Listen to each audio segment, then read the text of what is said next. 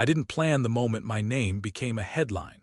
It arrived on a Thursday with steak-cold leftovers, a damp umbrella, and the peculiar calm that follows a market closing in the green. The keypad chimed, the lights woke one by one through the loft, and I found a message looping on the wall display.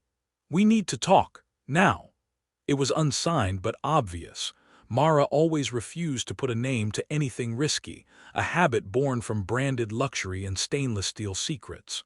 I stood, rain dripping onto the concrete floor, and watched the words ripple across my reflection in the window. The city stared back with its own deadpan hum, as if the glass were a second jury, patient and bored. 3 minutes later, I was inside our bedroom watching Mara cradle a hyperventilating apology like it was a clutch bag she couldn't afford to lose. She didn't cry. She sculpted tears. They came in clean, tempered lines, a mascara-proof choreography designed for a controlled demolition. "It isn't what you think," she said, which meant it was exactly what I thought plus service charges. I was protecting us. Her fingers traced the closet door's brass edge as if she could open a future with touch alone. The man on the bench by the window didn't bother standing. He had the posture of an unlicensed celebrity. No shame, only stamina. Lanier Halberd, consultant in name, extractor by trade. He advised founders on capital discipline, a phrase so flexible it could mean miracle or autopsy. The city felt colder with him in it. "You'll want to sit," he said, like he'd pre-purchased the right to narrate my evening. He was wrong. The only thing he'd purchased was proximity. Mara raised her hands, soft, expensive hands that had memorized my face better than my mother ever did, and said the words I would replay for months in a frame-by-frame autopsy. "If you'd been home more, if you had looked at me without numbers in your pupils, none of this would be necessary." The room went wider and flatter, like a chart zoomed too far to see the axes. I am a risk officer by profession, and denial is not in the job description. The best revenge stories don't start with rage.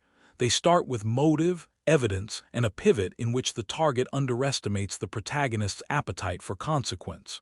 The pivot arrived exactly as Lanier smiled. "Let me guess," I said. "Compliance will call this a boundary misunderstanding. You'll describe the next charges as communication drift, and we'll all pretend no one moved money through the cracks when the light fixture flickered." He blinked. Mara's expression thinned. She hated when my metaphors got clever enough to become receipts. I'd already seen the shell. Not literally. The Delaware entity had a name designed to be forgettable, but in the pattern. Invoice sequences that skipped prime numbers, timestamp clusters that hugged Fridays after 4:30 p.m., and a courier loop that circled the same 2 blocks because it wasn't moving parcels. It was moving confidence. The old rules apply. Give the reader motive, make morally gray actions feel justified, and show the avalanche of small, deliberate choices that turn grievance into strategy. I wasn't planning retribution. I was planning a ledger. Lanier tried a smirk shaped like a stock option. "You don't have it in you." It was the oldest tell in the book, and it was wrong by a decade. When people like him say that, what they mean is they've never met a person whose love language is audit trails. Here's what happened next, and if this feels rehearsed, it is. I've narrated it to lawyers, investigators, and one savored therapist who understood that grief becomes language, becomes architecture. The loft lights dimmed on the timer. The wall display slipped back to abstract art, and the building's elevator, temperamental, authoritarian, wheezed like an old man learning a secret. I picked up a water glass. I set it down. Then I told them both. Mara, who had once kissed the crease between my eyebrows after a red-eye from Tokyo, and Lanier, who had never loved anything he couldn't collateralize, that I would disappear exactly long enough to recategorize my life, and then I would return everyone's debt, with interest. What I didn't say, the camera in the living room didn't exist. The microphones in the ceiling were art. The security suite in the hall closet was real, but not omniscient. Consent is a law and a line, and I was done letting anyone else cross either. I wouldn't need surveillance to win. I would need math, timing, and a stage. Revenge is not about breaking the law, it's about using the law more elegantly than the people who believe they own it. The first deposit I chased was not the largest, only the loudest. It announced itself in silence. A consultancy roll-up invoice from a firm that had never had a broken link, and suddenly did, but only in the archived PDF footer. A proper scam leaves a human fingerprint, the one thing templates cannot learn. The footer contained a colon in the wrong font. My field calls that a squeal. Well-constructed thrillers don't make the protagonist omniscient. They force setbacks, introduce obstacles, and complicate the middle so the pivot feels earned. The middle was about to play defense and offense in the same breath. It's fashionable to pretend that online romance and financial exploitation exist in separate folders, personal on the left, professional on the right, but the literature says otherwise. Seduction scales because it uses repeatable scripts, scarcity timelines, and pseudo-permanence to condition compliance. The scam architecture relies on empathy as leverage, deadlines as cattle prods, and staged crises to normalize money movement. Lanier hadn't invented anything. He'd industrialized it. Mara helped because she believed love was an asset class, and because she had learned, the way beautiful people are taught by rooms that never stop watching, that you can trade almost anything if you never admit to an asking price. Her messages used the same three anchors: we are forever, smash-cut tragedy, time is the enemy. You could lay those on top of any romance fraud playbook and watch the lines lock. Of course she didn't study this, she performed it. The difference is thin in practice and fatal in discovery. I didn't confront her again. I scheduled my one-on-ones, answered risk summaries, and slept the measured sleep of a person who has turned panic into to-do lists. Then I built a calendar where every hour had two names: the meeting I was in and the meeting I wanted. For every polite lunch, there was a spreadsheet mapping payment clusters to news cycles. For every great catching up, there was a pipeline for KYC anomalies in boutique funds whose LPs loved anonymity more than returns. The thriller rule holds: don't make it easy, make it inevitable through pressure. I started with a man who sold stone for kitchens so tastefully that billionaires forgot they were spending money. He'd brought Lanier in to rationalize cash flow. They were proud of rearranging columns. They should have been afraid of the decimals. The invoices were always paid on Thursday afternoons. The courier route dipped under the viaduct twice, just long enough to pass a bag between a florist van and a sedan with a child seat no one used. The shell company names preferred three-syllable abstractions. The Delaware formations queued at 10:12 a.m. Eastern, and the disbursements lined up with a whispering circuit of private members' clubs where the servers' smiles were part of the NDA. When a pattern maps to ritual, someone mistook comfort for cover. I found something else: an old colleague's calendar entry attached to a generic coffee shop with a floor drain that smelled like bleach. He had always been careful in a way that felt soft-spoken, double-checking that the Uber plate matched, carrying an analog notebook, never using autofill. His notes betrayed the same beat as the romance scam's deadline: a series of staged urgencies, each designed to lower defenses just enough that the next seemed reasonable. The research says they push for permanence early, impose tragedy narratives, and compress time to squeeze compliance into compassion. He was the target, not the accomplice. He thought he was saving someone he loved from a crisis that never existed. He'd lost $50,000 into a wire labeled licensing contingency. He'd lost a year of sleep and the part of himself that believed in immaculate intentions. People think the reveal should be loud. This is wrong. Quiet is where credibility lives. So I called a journalist I trusted, Kiera, the only person I know who can sit with a silence until it turns into a sentence. I asked for coffee and brought a thumb drive with nothing on it. Then I told her a ghost story.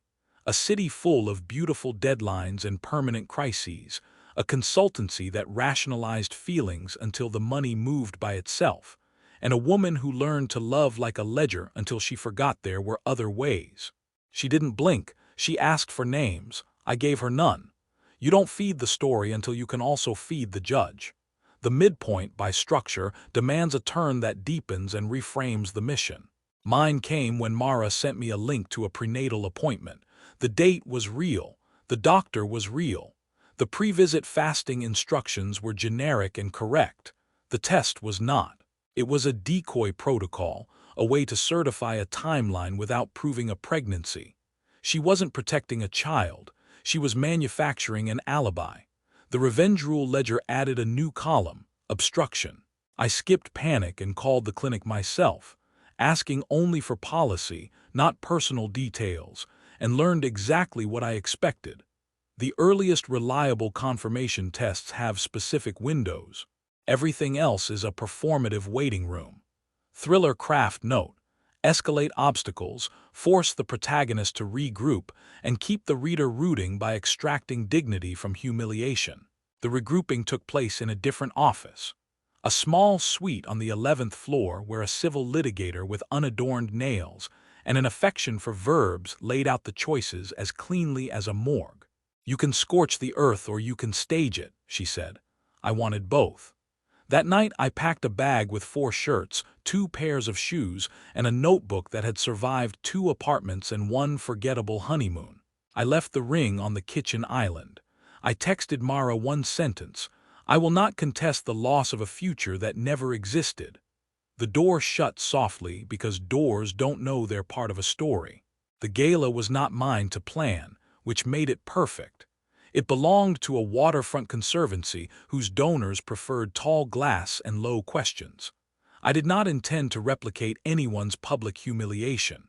Spectacle is an accelerant, not a strategy, and the best retribution sequences avoid the illegal thrill in favor of the undeniable frame. The goal was not to shock.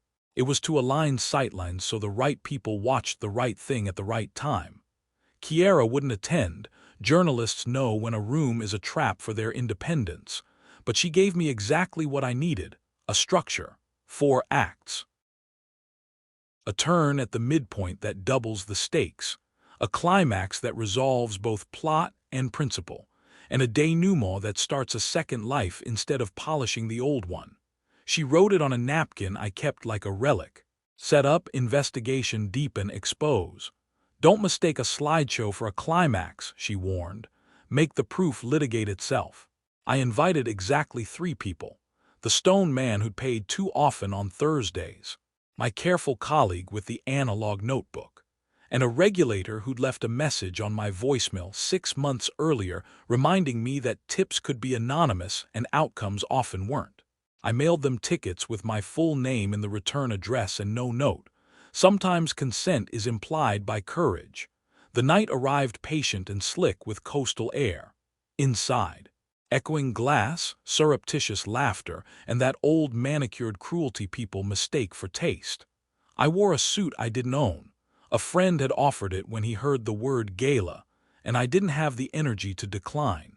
Mara was already there in a dress the color of late sun and something else: confidence, maybe, or edit. Lanier worked the room with a calm that could hypnotize shy money. He touched elbows. He shook some hands too long. He radiated that peculiarly modern divinity, the sense that nothing he did happened on the same plane as consequence. There was no hijacking of screens, no locked booths, no crude splicing of private moments into public theater. When the lights dimmed for the annual video, scenes of river grasses, cranes with their steel patience, shoreline maps annotated for hope. The only cut I had arranged was a single slide placed legally, consensually, with the board chair's permission after a private briefing with supporting documentation and counsel present. The slide lasted exactly 9 seconds. A simple flow diagram titled "How Restoration Funding Can Be Diverted," with anonymized nodes and clean arrows showing the path shell entities take when donors fail to demand audit-grade transparency. It contained no names, no logos, and no accusations, only the architecture of misuse. The stone man inhaled sharply. My careful colleague looked at the ceiling. The regulator did not move. After the applause, I did the only theatrical thing I allowed myself. I shook Lanier's hand. "I'm filing 3 reports tomorrow," I said quietly. SARS for the shells, a complaint to your professional board, and a packet to the U.S. attorney with a crosswalk from invoices to wire timestamps. He did not let go. He squeezed as if pressure could unwrite a sentence. "You won't," he said, the old tell again, brittle and lonely. "You can't afford to lose her." I leaned in. "You don't know what it costs me to keep you." He smirked in that way that makes a face look least. "You don't have evidence," he whispered. "You have vibes." He was wrong by a ledger. Evidence was all I had. Not surveillance or scandal, not humiliation or a fake pregnancy designed as a timestamp alibi. I had dates, amounts, repeating invoice phrasing, courier GPS drift, incorporation time clusters, and the romance fraud cadence that social engineers favor. Premature permanence, staged tragedy, deadline panic. I had a literature review distilled into a map any regulator could read. And I had one more thing, the only thing that moves people who think they are unmoved. Witnesses who have decided not to be ashamed. I didn't need the gala after that. It had done its job, proximity. The next morning began not with sirens but with email. Intake confirmations from an oversight office that never uses emojis. A case number from a financial crimes task force whose acronym sounded like a knife. And a note from the board chair thanking me for helping us harden our systems against misuse. The revenge story rule is clear. Justify morally gray actions by making the antagonist's guilt undeniable and the protagonist's restraint visible. The restraint would matter soon. Mara called exactly once. "We can still fix this," she said. "If we present as unified, they'll see overreach, not intent." She was good, always had been, but her pronouns told the truth. We had become a campaign. "There is no we that launders," I said. "There is only you that performs and he that extracts." She exhaled, a sound like a hinge. "You were never brave enough to be interesting," she said. It was the last lie she told me that mattered. The first domino fell where it always does, in a small room with bad coffee and a photocopier that thinks it's a therapist. The regulator called the stone man, who called me, and then we all met in a conference space where the table held a bowl of wrapped caramels no one touched. We didn't need a sting. We needed a story that litigates itself. The stone man talked first, the way contrition does when it finally finds air. He described Thursdays and viaducts, and the way Lanier's hand rested on his shoulder the first time he said, "We." My careful colleague placed his analog notebook on the table and said, "I believed her." And the room did not collapse under the weight of that sentence because shame had nowhere left to sit. "Lanier Halberd," said the filing header 8 weeks later, in block letters that make even the powerful feel suddenly legible. Wire fraud, conspiracy, money laundering, a civil racketeering claim laced through by counsel who had eaten schemes bigger than this for breakfast. The romance seduction architecture appeared in the pleadings not as salacious garnish but as modus operandi. The literature does not criminalize feelings, but it does illuminate patterns that, combined with financial evidence, make intent legible as method. "Permanent relationship claims within 2 weeks of contact," read one footnote, coupled with staged emergencies and compressed decision timelines. The jurors would understand, or they wouldn't. The diagram would. Vengeance has a half-life. It screams at first, then hums, then becomes a room tone that either drives a person mad or lets them sleep. 6 months after the filings, I began to sleep. Not long or luxuriously, but without bracing for a door to open. The city softened, the glass reflected sky instead of doubt. The loft was no longer ours. It was mine and smaller and full of plants I did not know how to name. Lanier did not become a headline overnight. He became 3 smaller ones. A license suspension pending inquiry. A white-collar indictment that sounded, to the untrained ear, like a scheduling issue. And a quiet exodus of clients who discovered they had always preferred discretion to audacity. The case would be long because long is how the system protects itself from both fury and error. I learned to love long.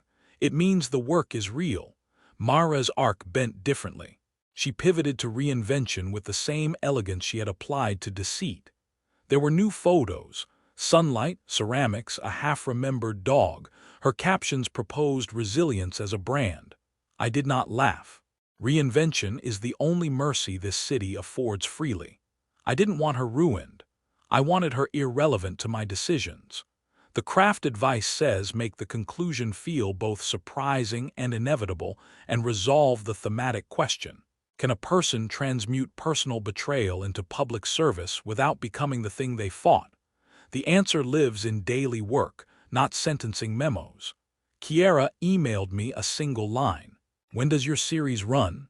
It was not a question about press, it was a question about purpose. She had been right at the coffee shop. A slideshow is not a climax, proof is. I said yes to a column built from case files and the relational dynamics research that underpins modern romance extraction schemes. Permanence language, tragic narratives, deadline manipulation. The reporting was not therapy. It was architecture for people who needed a map out of rooms designed to confuse them. Craft notes became reader service. How to vet a consultant's shell choreography. How to recognize invoice language that recurs like a nervous tick. How to slow time when someone insists that urgency is love. A year later, a conference badge hung from my neck like a modest sentence. Investigative contributor. I walked past booths selling software that promises to smell fraud like coffee, through panels about behavioral compliance, where the most interesting sentences came when the microphones accidentally amplified honesty. I saw the regulator who had not moved at the gala. He nodded like we were co-conspirators in patience. And in a corner bar that smelled like citrus and aluminum, I saw someone else. The stone man, laughing softly at a joke that did not require him to perform contrition. He looked unburdened. Not happy exactly, but restored to a weight that his bones recognized. Mara sent one message near the end, an email with 3 sentences and no ask. I read your series, she wrote. I was not the only villain in my story, neither were you. It was the closest either of us would get to mutual absolution, because absolution wasn't the point. The point was a city marginally safer from a particular kind of extraction, because it had names for the tools and a map for the exits. If revenge is a story genre, its most ethical variant ends with systems hardened, not enemies humiliated. The craft rules for revenge still fit. Motive clear, actions justified, obstacles endured, originality in execution. It turns out originality is just ethics inside a machine that prefers shortcuts. Lanier eventually stood in a courtroom whose fluorescent lights leveled everyone. He wore a suit that fit worse than it used to and a face that finally understood rates. He pled. He negotiated. He learned that leverage is a public good when wielded by institutions that remember why they exist. He did not go away forever. That is not what this country does to men like him, unless they light fires too visible to ignore. He went away long enough to remove his appetite from the table and his deadlines from other people's calendars. People ask what I lost. A marriage, obviously, though in retrospect what we had wouldn't meet any regulator's definition of fit for purpose. A future I had used as a screensaver. The illusion that nobility is a default setting instead of a choice made daily under fluorescent lights and late emails. People ask what I gained. A profession that uses curiosity like a crowbar. Colleagues who prefer facts to theater. A city that sometimes looks back and nods. The loft is quieter now. The plants have names, all of them wrong and therefore mine. On the wall above the desk hangs a single diagram, the one from the gala, printed small. It's a reminder that the most elegant exposure is not the loudest, not the cruelest, but the one that lets the truth become self-propelling. When I'm tired, I read the craft napkin Kiera wrote. Set up, investigation, deepen, expose. And then I go back to work, because the story never ends with the villain in handcuffs. It ends with the audience teaching themselves how to spot the next one before the music starts.